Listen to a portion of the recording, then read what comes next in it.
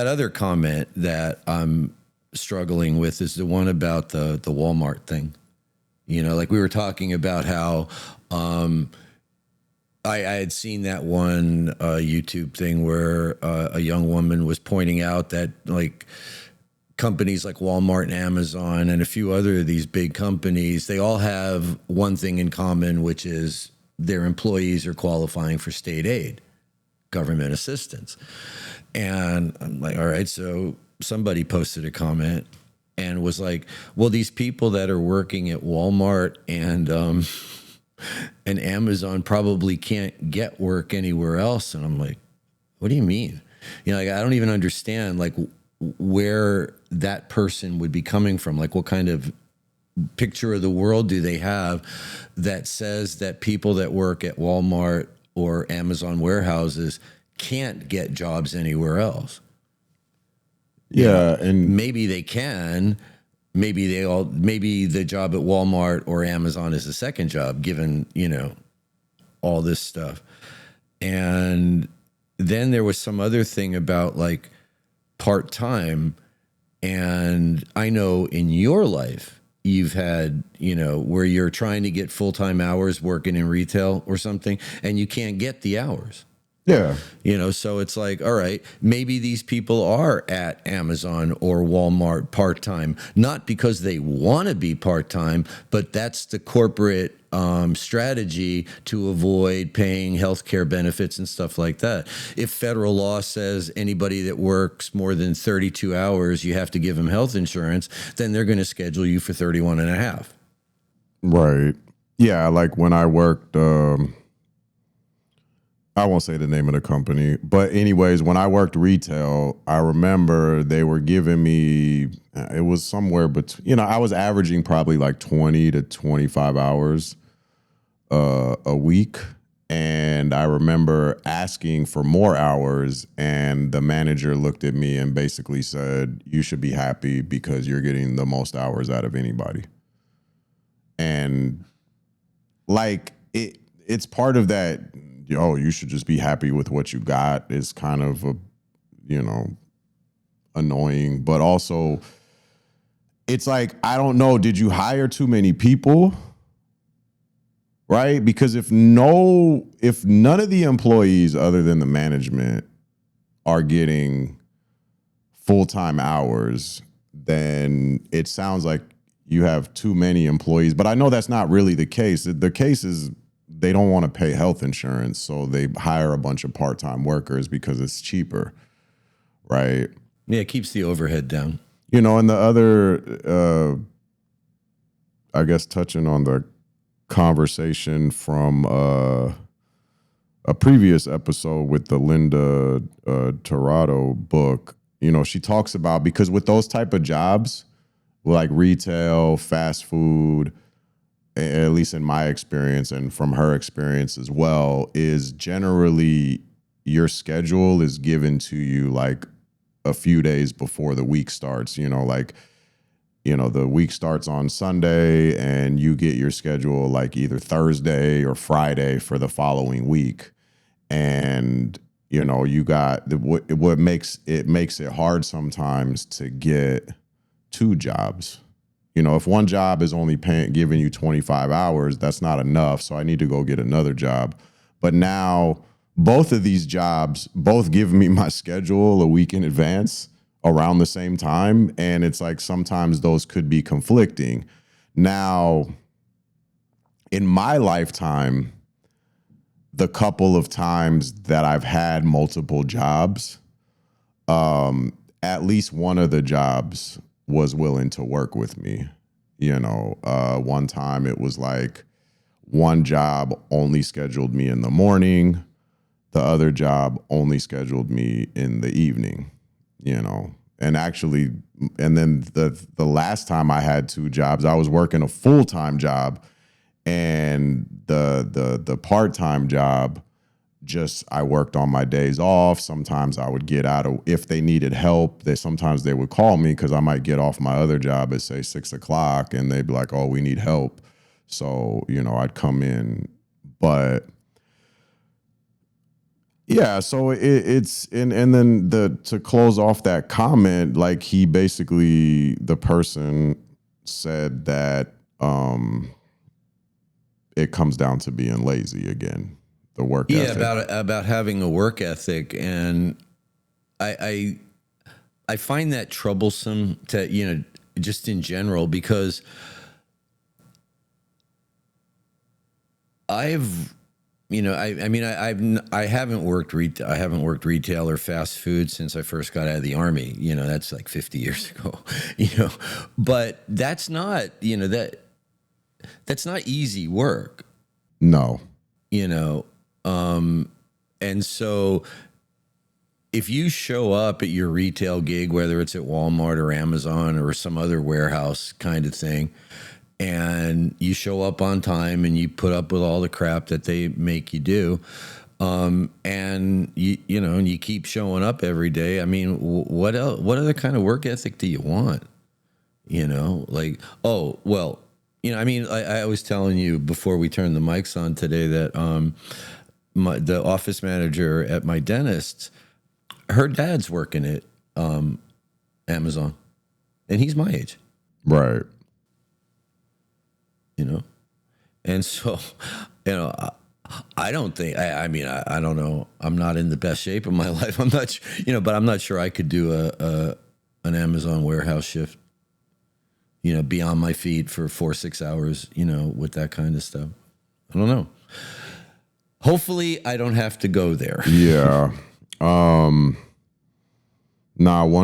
You just reminded me, like when I was 21 or whatever, I was working at a convenience store and there was this really, older gentleman, probably actually in his 80s at the time. And he was working at the convenience store with me, but he wasn't doing it out of necessity. He was doing it because he was bored. Because basically, like, he didn't work the register. He didn't clean. All he did, because this particular convenience store in California had like hot dogs and hamburgers that were freshly made. But anyways, that was all he did. His shift was from 8 o'clock in the morning till noon. He would come in, he would make the hot dogs and the hamburgers and whatever else, and then he would go home. And at one point I had asked him, I'm like, Ed was his name.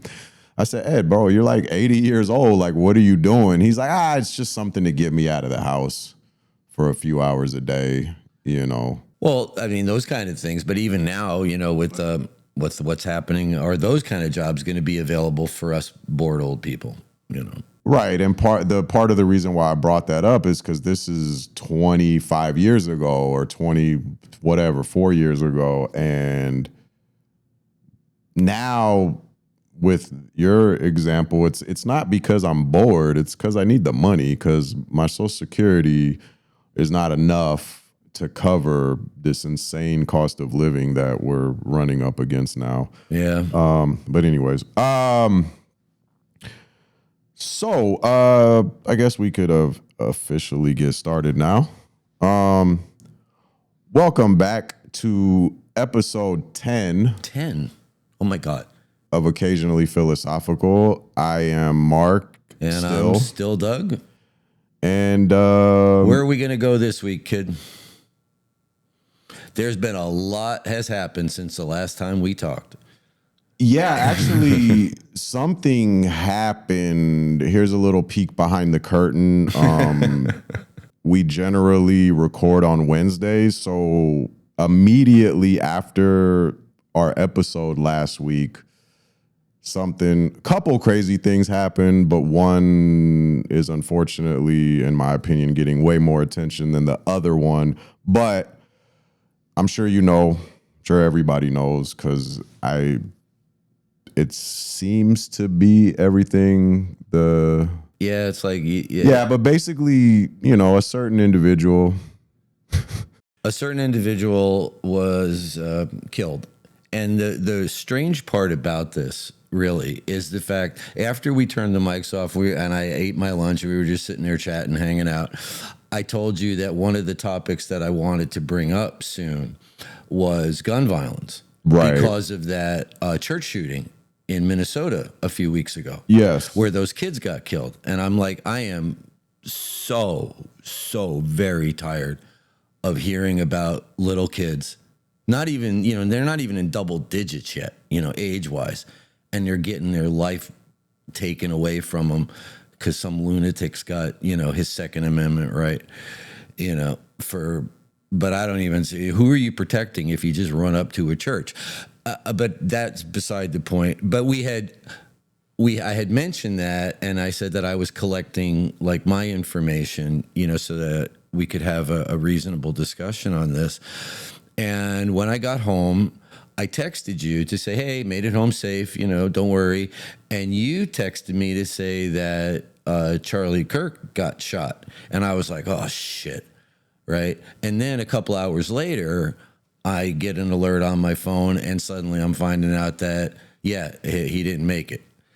And I'm like, oh, mother, I'm not going to, run the list of epithets that I went through, but it's just like, what is going on? That's just nuts. I mean, I honestly, I didn't know that much about that kid. The only thing that I had ever heard about him, were like, the skeptical atheist rationalist guys that like to, they'll pick on a Christian with the logical fallacies and stuff. And every once in a while, he would show up, like some clip where he's at a college campus, or maybe his podcast or whatever, and these guys would then take their little deck of logical fallacy cards and just start hitting them with all that stuff. And I thought some of the stuff that he said was incendiary, at least in my mind. And to say the least. After it all happened, obviously, I'm trying to find out more because, I don't like to go off half-cocked as much as possible. And so, when you type in his name in Google, the first thing that comes up is conservative activist and provocateur. I'm like, okay, provocateur. Well, one thing's for certain, somebody got provoked, right? And then it was... and then what I started thinking about was a couple of weeks ago, we talked about Edward Bernays and the propaganda model. And then we also talked earlier, we started our podcast with the voice of mother culture and the way that these stories form. And in just the flood of everybody and their brother coming out talking about this, you can see in a way all the various stories and the way they're like people are positioning themselves. Whether this what's the kid's name, Tyler Robinson, I guess, is the kid that's accused of pulling the trigger. There have been like a half a dozen stories about him so far. And eventually all the dust will settle and the real story will come out. But in the meantime, it's like, whoa. Yeah,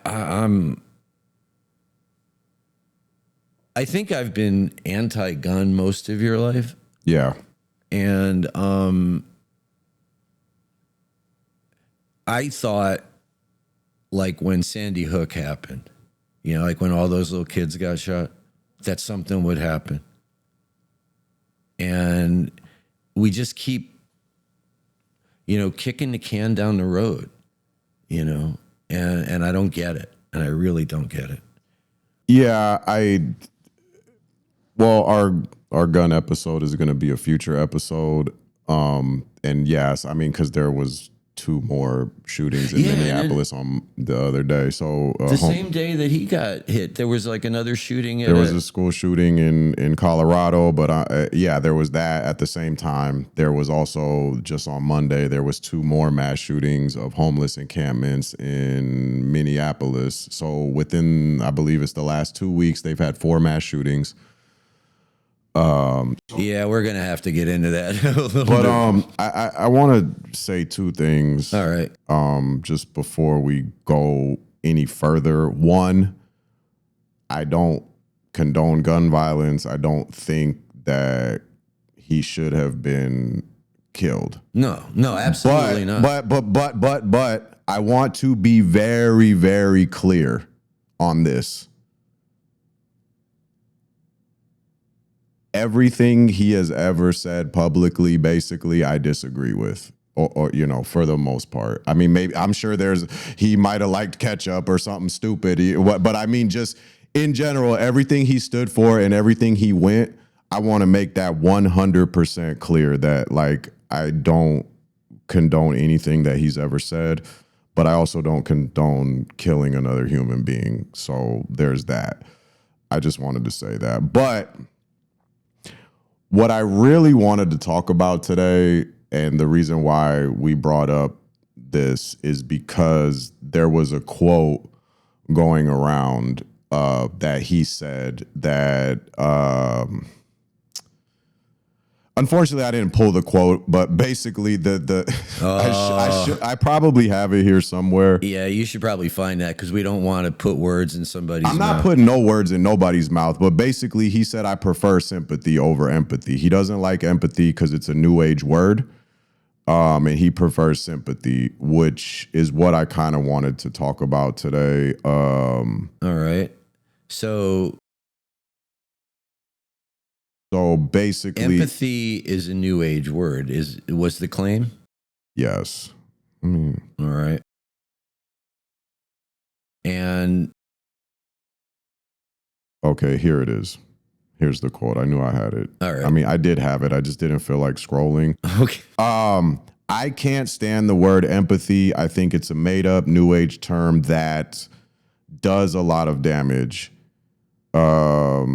And then this is where the quote part ends. But I saw the clip, and basically he trails off to say that he prefers the term sympathy rather than empathy.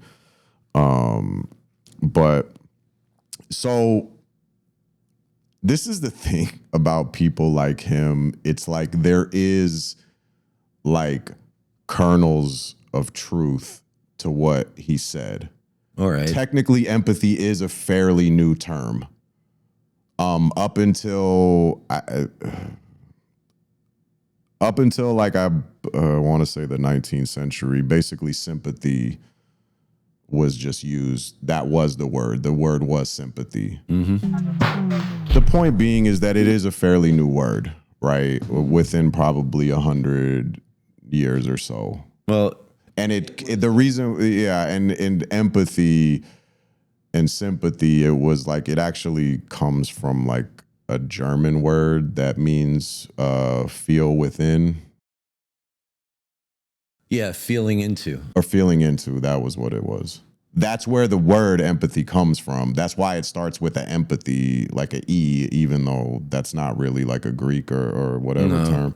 No, I think because pathos is the old. In Aristotle, the term actually almost looks like sympathy. I mean, it's the Greek version, but you can look at it and say, oh yeah, that's sympathy, right?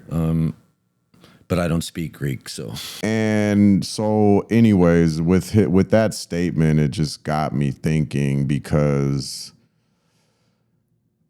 one, I remember a while back I had written this paragraph about, us, the world, we'll just say the world, in America especially, we have like an empathy problem. I don't think a lot of people, I think too many people feel sympathy and not enough people feel empathy. Well, let me ask you something.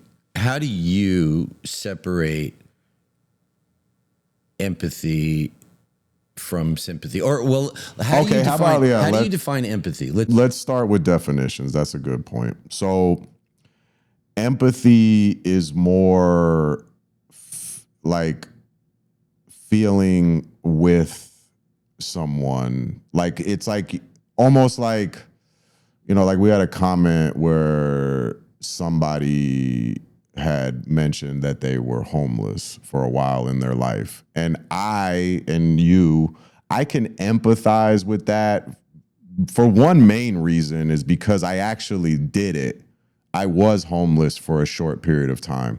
So I know how it feels, and I could feel that pain that you felt, right? Whereas sympathy is more like you feel for them, like, oh, it sucks that you lost your job, but but All you're right. So let me see if I get this right. So sympathy is you tell me that you're homeless, and I go, "Oh, that really sucks. I know Is there something I can do for you?" Right? yeah. Versus Well, yeah. empathy, which you tell me that you're homeless, and I have an emotional. I have a what do they call that? Visceral response. Yeah. So I feel your pain. Right. Right. So Yeah, it's like you see a homeless, you're sympathetic to, say, a homeless person, and you're like, damn, that sucks, and you give them $1 or whatever. or whatever. It's like, yeah, you helped him, so to speak. And So sympathy and empathy have their places. They're both important. I don't want to make it seem like one is they're both have their places. all right. But sympathy essentially is a little more detached, whereas empathy is more you're connecting with the person. All right. I think. And yet now apparently and other people are also on this anti-empathy thing. It's not unique to him, right? So what reasons beyond, I mean, the quote that you gave just says that he thinks empathy is a new age made up term. But why do you think that anybody would say that empathy is a bad thing? Because it seems like if I see someone, a little kid crying, or whatever, being able to at least feel that a little bit seems, I don't know. I don't want to say it's a prerequisite for compassion, but it certainly seems that something is needed. Even to feel sympathy, you would need some empathy. Or am I just like completely off? The terms are so close, and obvious in common vernacular, they're often used interchangeably with a lot of people. Sympathy, empathy, you're feeling for somebody, right? And up until, like I said, the word empathy was even invented, sympathy basically meant the same thing. But we've studied, we learn more, so now we're at a place where the distinction is small, but it's there. It's like one of the other things that I was thinking about, because we had just recorded our episode recently about poverty and poor people being lazy and stuff, that it was the other thing about the empathy what made me think about it, because when you're sympathetic to somebody, you're like, oh, damn, that sucks. Like, I understand how it would be to be homeless or to be broke, and oh, here's some money, maybe, whatever, where it's like you're giving some kind of donation or whatever. So you look at it like, oh, and then also that leads you to that idea that being in poverty is some sort of individual failure. Like, you didn't do the right thing. Like, I feel bad for you, but it's your choice that you're in the situation that you're in. Whereas I think if you're feeling empathy for a person, you're putting yourselves in that person's shoes. You're looking at it from their perspective. So now that's where you start seeing the systematic stuff. I'm living paycheck to paycheck. I am working hard, and I'm still not getting ahead. There's something else wrong besides me, right? Where if you're empathetic and you can put yourself in that position, I think you can see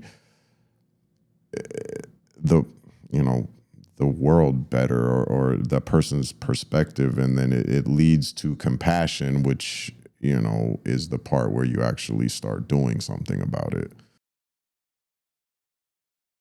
All right. One of the things that I saw was that there was a book by Paul Bloom. I haven't read it. I just apparently, though, this is the source of all this anti-empathy stuff, because this guy wrote a book called Against Empathy. Right. Right. And so apparently, according to the summary of the book that I saw, one of the arguments against empathy is that it becomes too much on people that are similar to you. Either they look like you, or they're in the same situation as you are. So it's too narrow of a focus. It doesn't allow you to see like the bigger picture. And you were talking about systemic things.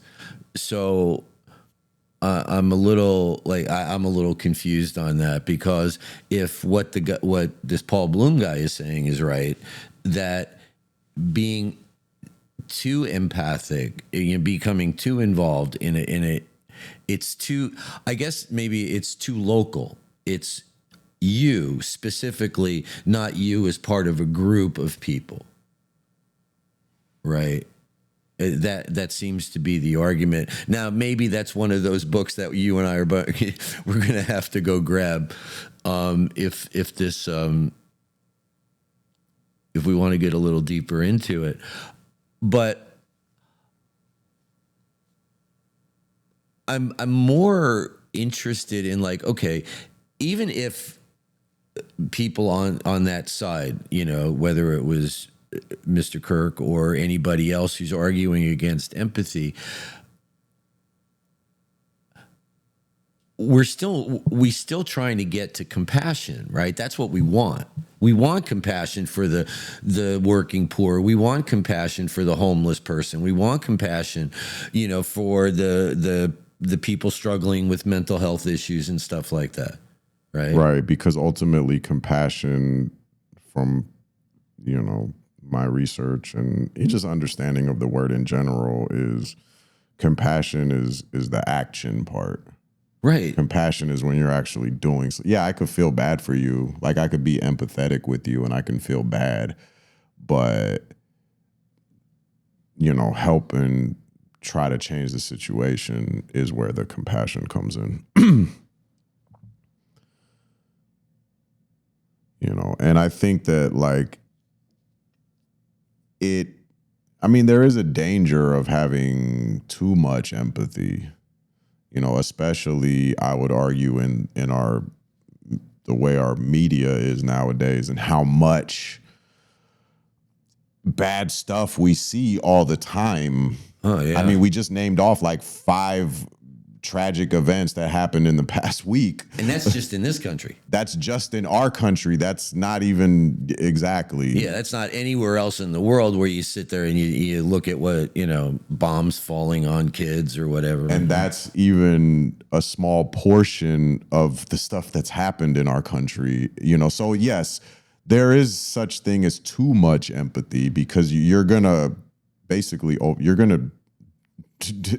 destroy your own mental health by being too empathetic. Well, that's one of the criticisms that I saw, like, on empathy, was that you, by this, like, everybody that comes to you that's in pain, and you're constantly, you just get burned out, and you're incapable now of taking action because you're emotionally exhausted, right? Yeah. So it seems to me, then, based on what we've discussed so far, and that there's a rejection of empathy because it leads to paralysis, in a sense. This emotional burnout and paralysis, where you're not doing anything, you're just crying with someone else. Yeah. Instead of sympathy, which is, I feel bad for the circumstances that you're in, but the argument seems to be from that side that sympathy is a more direct route to compassionate action as opposed to this empathic response, which, yeah, can make an individual feel better in the moment because you're feeling with them, but it doesn't really translate into doing something about the conditions that brought about that particular person's suffering. Yeah. Did I get that right? Well, I think it's actually the opposite. I think empathy leads to compassion, but Well, I'm just trying to understand. So you think that empathy is the shorter distance to compassionate action versus a sympathetic? I do, All right. because I think that, like, if you're feeling with someone, that's and once again, everybody's different. I mean, we still been studying the brain for a long time, so maybe this is just me, but it's like, if I could feel somebody's pain, like, I feel like I would help more. Like, here's a actually, and this is still technically sympathy, but it's also I suppose showing a little bit of compassion, is like, before I had my experience being homeless, I was less likely to give money to homeless people.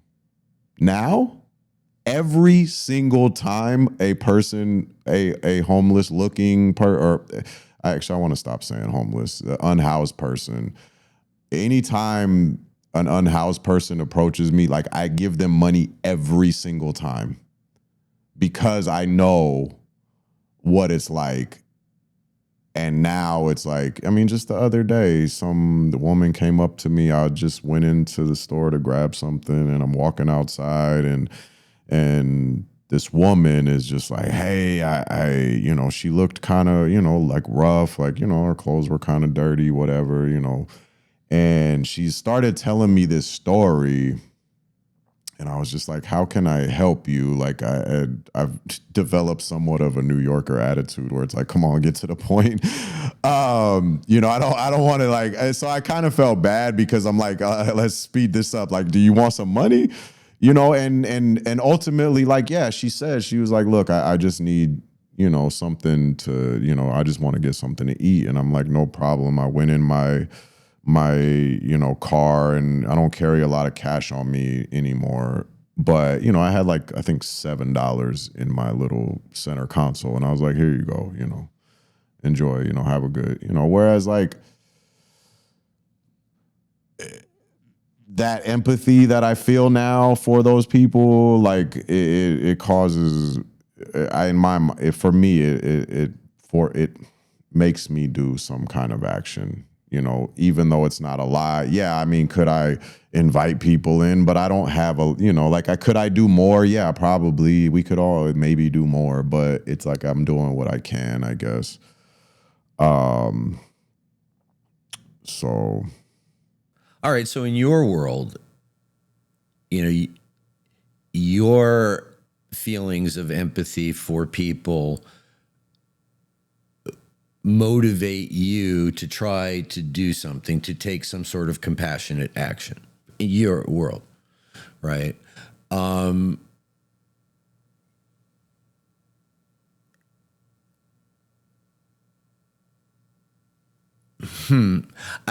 still kind of like, I get that, and I'm with you on that. I mean, I feel like empathy, I believe, I don't know if it's true or not, but I do believe it seems to be a prerequisite for compassion, while I understand that you can get burned out.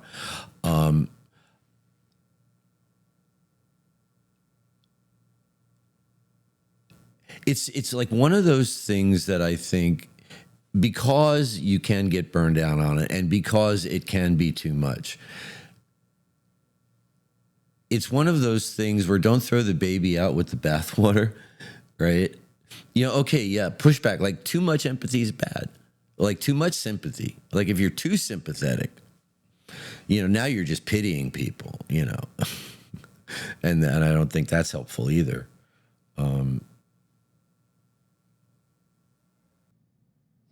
There was when I was doing my research, there was this video that came up by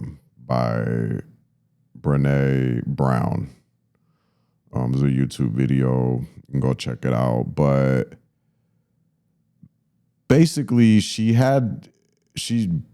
broke it down. It's a cartoon. It's kind of, it's a short video. But basically, she breaks it down and on the difference between sympathy and empathy. In her words, she says that empathy fuels connection, while sympathy creates disconnection. Empathy has 4 key parts in it: perspective taking, staying out of judgment, recognizing emotion in someone else, and then communicating that back. The difference is simple. Sympathy looks down into someone's pain from above. Like, that's tough. Do you want a sandwich? But empathy climbs down into the hole with them. And, she has all this, like on the video, like the person literally climbs down in the hole and there's another person or animal, whatever. But anyways, but empathy climbs down into the hole with them and says, I'm here with you. And that takes vulnerability because it means connecting to something in yourself that knows that same feeling. And the other thing she mentions was that most of the time empathy doesn't start with at least. And I'm sure we've all experienced this at some point. It's like you say somebody's upset that they got pregnant. They didn't want to be pregnant. It's like, well, at least you can get pregnant. And somebody's complaining about their marriage is not going well. Well, at least you're married. And it's like, or my favorite, I hate my job. Well, at least you have a job, and it's, and ultimately she kind of concludes that those types of responses, like, don't really help, right? They, in a lot of ways, they actually you're minimizing the person's feelings by saying, oh, it could be worse. It's kind of the same way of us saying at least. It's like, well, it could be worse. Yeah, obviously it could be worse. I could be dead, but like, this is where I'm at now, and this is how I feel about this. And you telling me that, well, it could be worse is not helping. And, it just, I guess in the conclusion of that is empathy doesn't really necessarily solve the problem, but it makes that person or people feel less alone.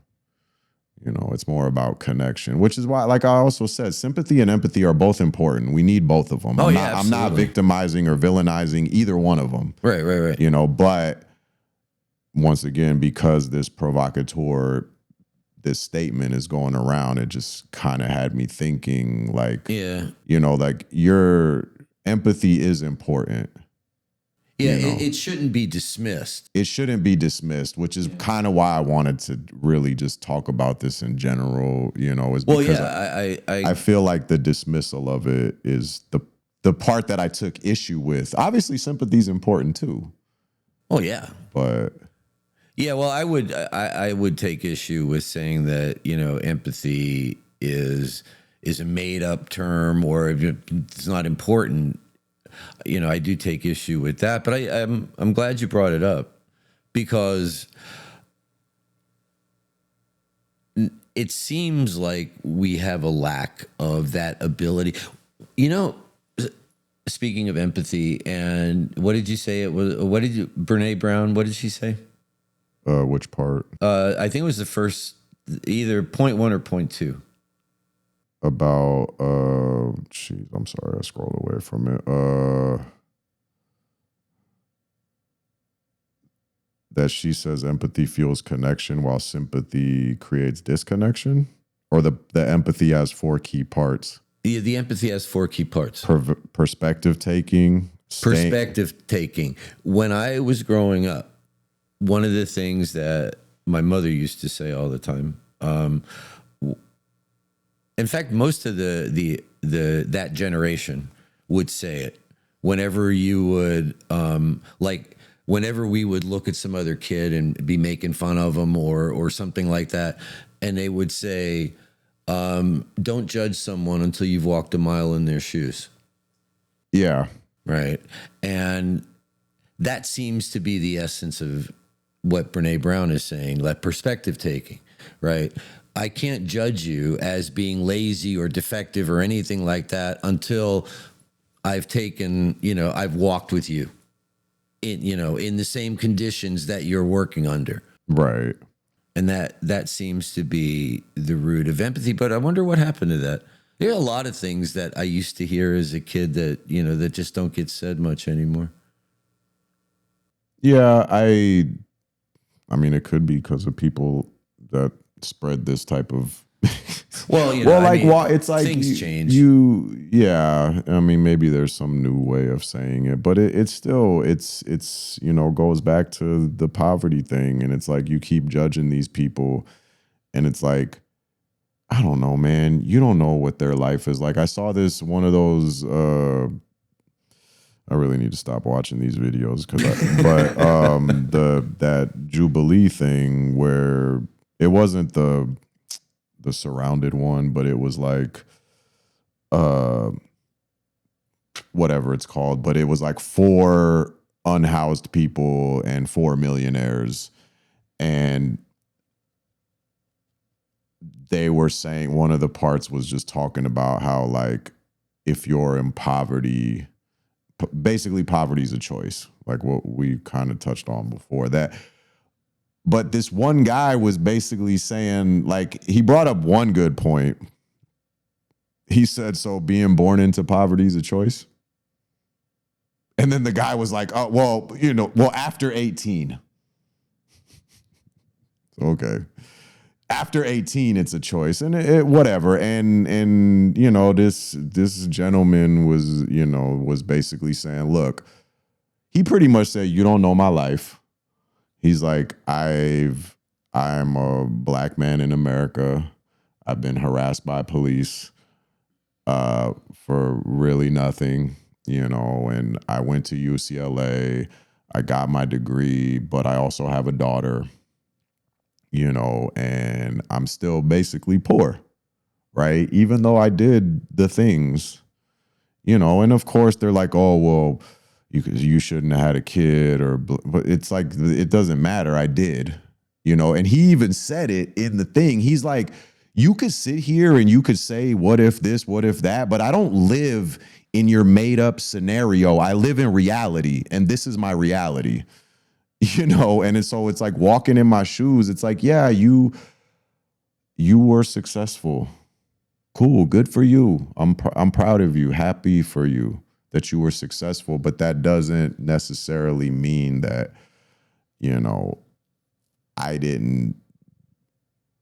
I'm lazy, or until you walked a mile in my shoes, until you had some empathy for me, I don't really think you should, you could.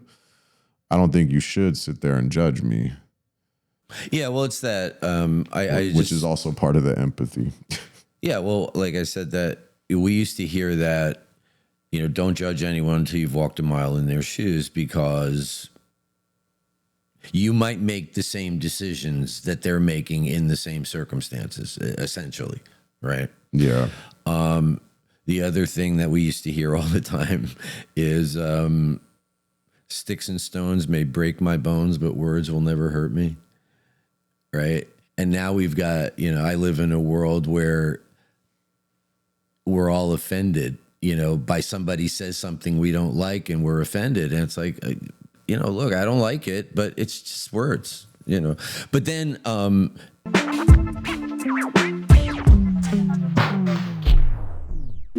why would somebody push back on empathy? right? And part of it, I guess we already touched on, like, empathy is messy. Yeah. It can be. It's demanding. Because, like, putting myself in somebody else's shoes is a lot harder than just saying, oh, dang, that sucks. But one of the things, I feel bad for you, but I don't have to change, which kind of touches on, like, when you feel bad for like a unhoused person, it's like, oh, here's some money, but like this, oh man, the system just sucks. Where it's like, I don't have to like change. I feel bad. I'll help you out a little bit, but like without the empathy aspect. Oh, all right. So you're saying that sympathy without empathy is help without actually doing anything to change the circumstances That caused it. Exactly. Whereas sympathy plus empathy is, I'll help you now, but I'll also try to do something that prevents you from finding yourself in these same circumstances again. Yeah. All right. That's your take on it. Yeah, basically. Yeah. All right. And what I'm struggling to understand, I mean, I want to understand like why empathy would be rejected. I can understand that you don't want to get lost in it. I get that part. Yeah. Right. And I wouldn't argue with anyone on that. But why it would be rejected outright is what I'm having a hard time wrapping my head around. Well, I think it's that aspect of, it's like,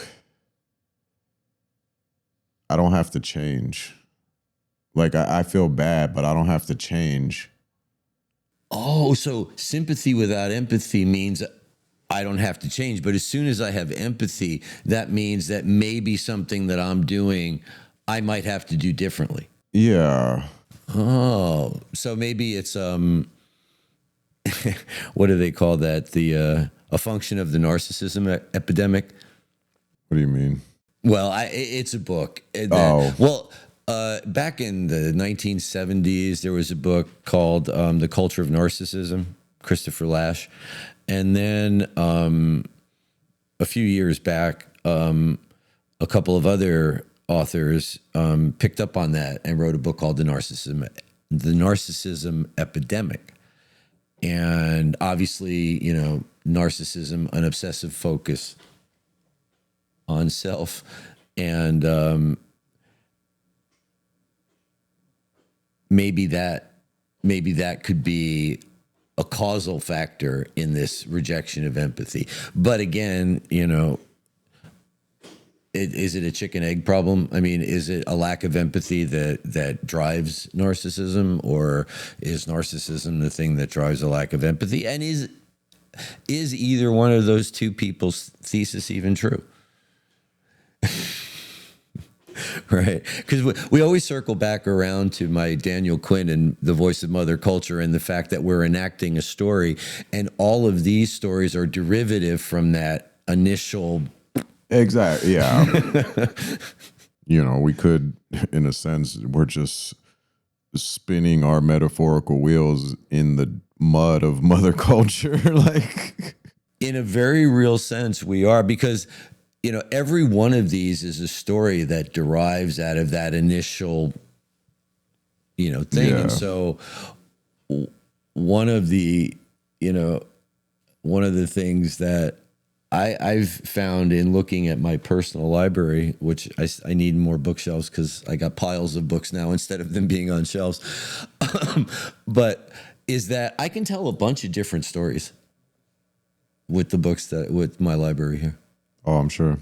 And one of the things that I've been like doing is that sometimes, like, we're trying to understand the world. I mean, all the shit that's happening, school shootings, blah blah blah blah blah, all this stuff, environmental issues and war and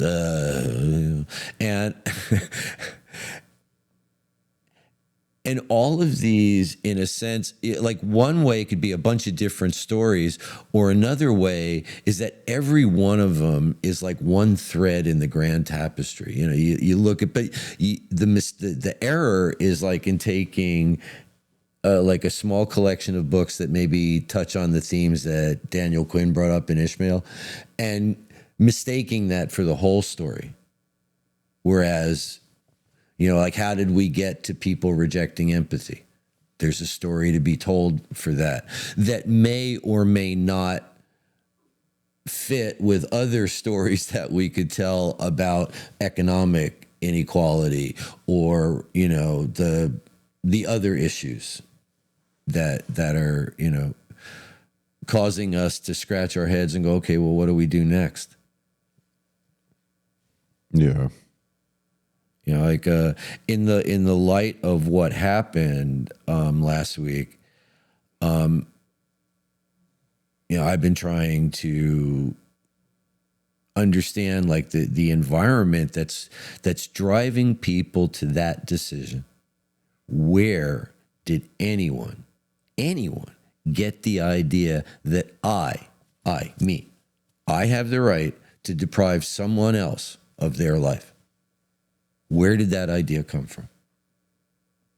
Because a lot of people apparently have that idea, that they have that right. This is sort of random, but it actually, I saw it on TikTok and it looked like a you know, professional production. So I'm assuming what I saw is either a film or a TV show. I'm not sure which one, but point being is it was basically a guy who, just a regular guy who just had a gun, and every time someone even slightly annoyed him, he would just shoot them.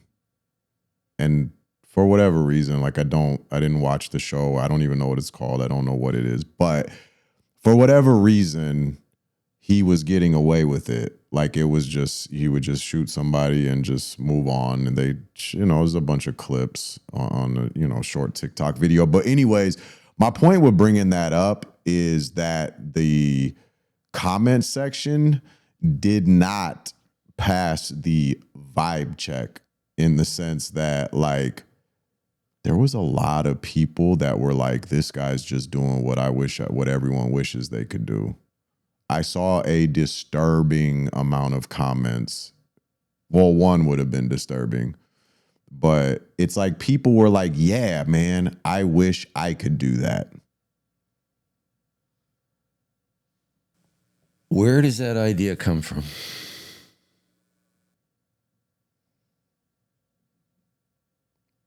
Well, I suppose you could back to episode 1, Daniel Quinn, Ishmael.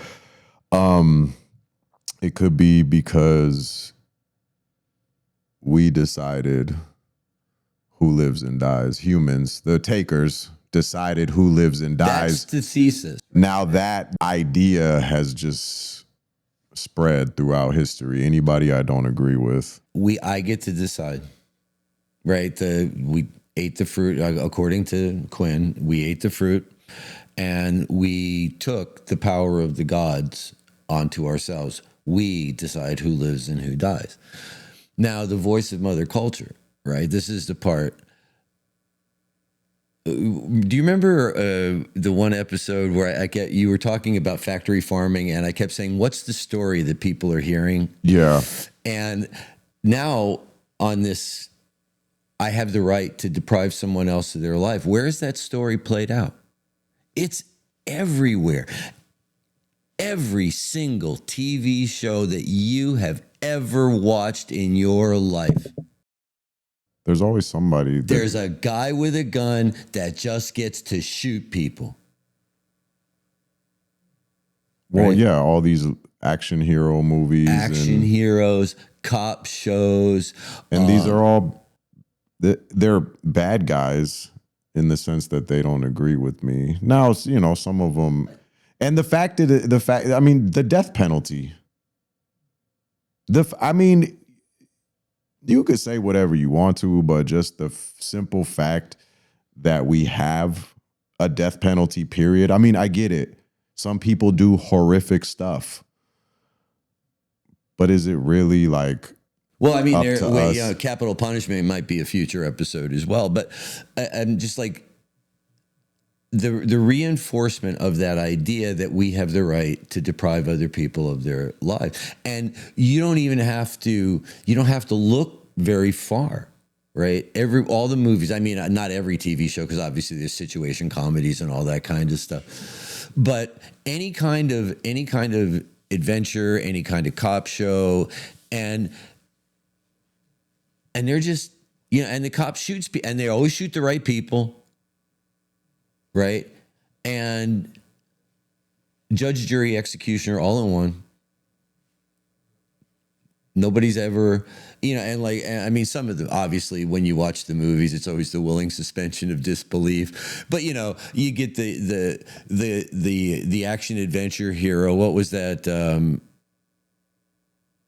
No, I don't want to do the ex-CIA agent, not those guys, but just your average Joe, right? Like those movies where the average Joe, when something happens to his wife or daughter or kid, and then suddenly he's got guns and he bombs and he's blowing shit up, and nothing ever happens. After he rescues his wife or whatever, he just pulls into the driveway and they go have dinner. There's no cops. He doesn't go to jail for destroying government property, public lands or anything like that. And I realize it's all fantasy and it's all fun and it's all that. But the story underneath it is that you have the right, if you get mad enough, you have the right to go out and start taking other people out.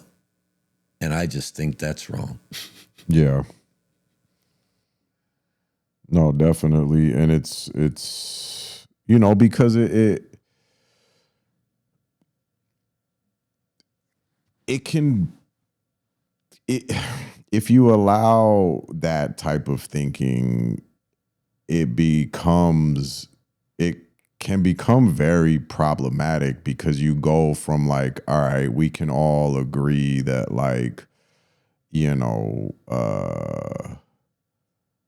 pedophiles or whatever are terrible, or I can't even say we should all agree, but we should all agree, or I think we all do agree. At least for the most part. Except those people. But anyways, except for the ones who are. But my point is that okay, yes, you might say, yes, I think they deserve to be unalived for what they've done to children. Right. Right. And a lot of people can say, hey, oh, yeah, no, I agree with that. Right. But you can also go over to the Fox News aspect of it and be like, we should involuntarily euthanize or whatever all homeless people. So I guess it's if you believe that you have the right to take somebody's life, where does it stop?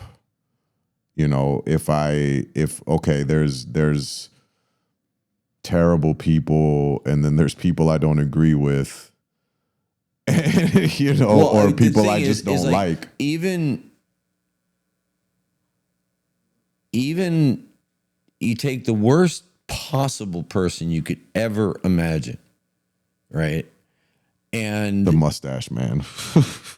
Whoever it is, the worst possible person you could ever imagine, and then you say, and you put them in front of you, right? And you're confronted with every horrible thing that person has done. Do you have the right to kill them? And my answer to that is no. Right. You do not have that right. And the fact that people believe that they do, that they have this right to deprive someone else of their life. Now, I grant you that that horrible person that's sitting in front of me, I would want them locked up, never to, be able to do any of those horrible things again. Lock them up. But you don't have the right to kill them. Right? And it's just, never saw it. Never I did my time in the Army. I know how to use weapons. I can hit, if you put a gun in my hand and you tell me to aim at something, I will hit what I aim at, right? But I don't want them around. I don't need them. I don't live in a world. My pseudo environment that Walter Lippmann talked about, the world in my head, does not require me to be armed. I am not afraid of other people. Yeah, generally speaking, and we've talked about this a couple times, but I once again, my memory fails me, but I saw some interview where it was somebody basically said, I'm 70. I like guns. I believe in the Second Amendment, but I'm 70 years old or whatever it was. And there's never been a time in my life where I felt I needed one. And I felt when I saw that, at the time I was younger, this was a while back, but I still at the age of 44, I have never in my life been in a situation where I felt like I needed a gun. And the funny thing is because of my life choices, I've been in situations that some people would probably been extremely scared of. And if I describe to you, places that I've been and things, like there's people that, the Charlie Kirks of the world would probably, shit their pants, because they think that, that they're like, I don't know if I go into,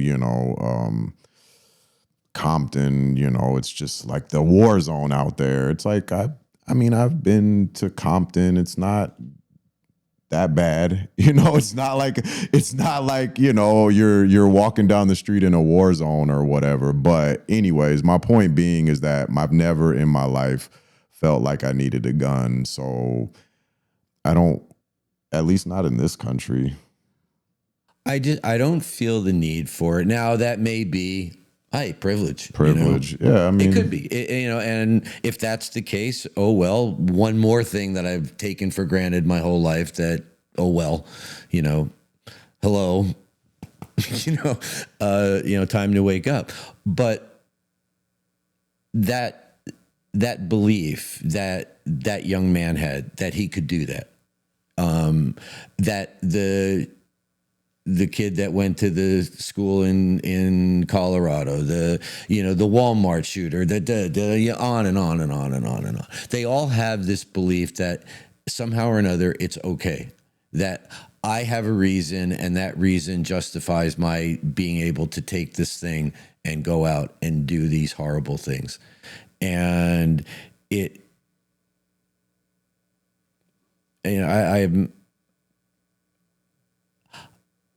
I've struggled with it my entire, I won't say struggled with it, but every time these things happen and there's like some mass shooting or I read about this stuff, I don't understand why people feel the need for that. And the other thing that cracks me up is like, you hear a lot about, oh, I needed to protect my family or whatever, and I've talked to people that are gun owners. They have a gun in their house and they're like, if I ever hear somebody downstairs, I'm going to blow their brains out. I'm like, they're stealing your TV.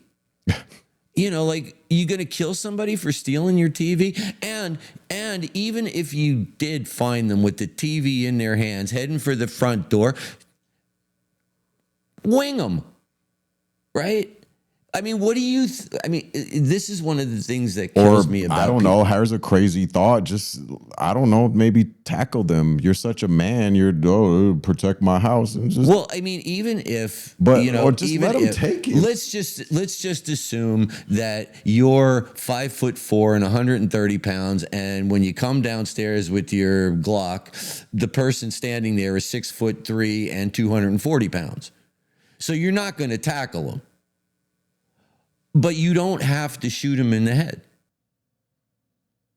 I would argue that you don't have to shoot him at all. Well, you don't have to shoot them at all, but I mean, this is the attitude that the people that I'm talking to with the gun in their house. Yeah, they've got a head full of John Wick, Jason Bourne, whatever, that, oh yeah, I'm going to be the guy, I'm going to take care of this. This is going to be awesome. And I'm like, why? What is so exciting about the thought of being able to shoot somebody? And that's, I would argue that that's what it really is. They just want to kill somebody. They want to kill somebody. Yeah, and why? We're not going to get to an answer to that one. No, and we've been going on. We've been yapping for about an hour now. Which is about the time that we've allocated for our little chats. Yeah. So, I guess we'll wrap it up. In closing, empathy and sympathy are both important. And I want to emphasize that we talked about what happened last week in Utah, and neither of us are happy about it. All right. It is a horrible thing. Our condolences to Mrs. Kirk, to the kids, to the parents, to any siblings, and all of you. Our hearts, we do feel for you. We have empathy for what you're going through. And we have sympathy. And we really, really hope that as we continue to have our conversations and try to make our way through, the rest of 2025 into 2026, that the temperature gets toned down, and the kind of conversations that my son and I are having, we can have with each other as well. I wanted to say that I have empathy for the people that witnessed it, because that's got to be traumatic. Oh, hell yeah. Everybody there.